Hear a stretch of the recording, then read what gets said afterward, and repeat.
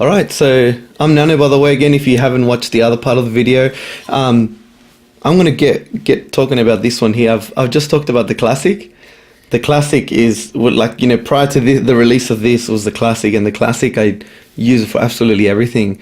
But then Wazinator released the Dropkick, and this thing, this beautiful little thing here has so much power, you'd be amazed. I use it a lot. I swap between these two depending on where I'm playing. So with this one here, it gives you that really deep, you know, strong thump that you would hear at a club, that type of big hit.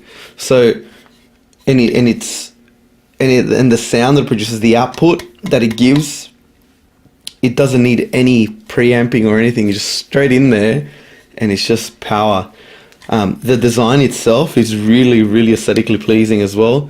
People ask me to play it and to show them what it is and what it looks like. And you know, when I turn it around and you can see the way that it's been routed out there and everything, and the curves for your feet, it just looks nice. But on top of that, the best thing about it is that it feels nice on your foot, because it has that curve. You can literally rest on it, and just like the classic, you can actually rest your weight on it as well, and there's no problem there. No need to be looking around where it is. Again, it's not like a like, you know, the other stomp boxes in the market that are small or awkward to put your foot on, or it's just hard to find when you're playing and you're in the midst of it. Especially when it's dark, there's a lot of people you're trying to entertain. The last thing you want is to be trying to find where your stomp box is. So with this thing here, I literally just lean on it when I'm not playing. Like I would lean my weight, rest my other leg, and then get back into it and start stomping. Beautiful thing about this as well, because of the curve on it, when you rest your foot on it, it's just natural, and it just hits that part there. And you can also, if you want a bit more power, just hit the top. That's what I've developed. It's not something that Wazinator told me to do. It's just when you muck around with it, you start to find things that work for you, you know. But this one here, if you want a lot of power, you want that versatility. It's not too big, it's not taking too much floor space. This is great. The design, that this will last forever. Like, it's just amazing what they have done with this thing. Get in there, if you want to look at the specs about it, you want to hear samples or whatever, you got to look in the website.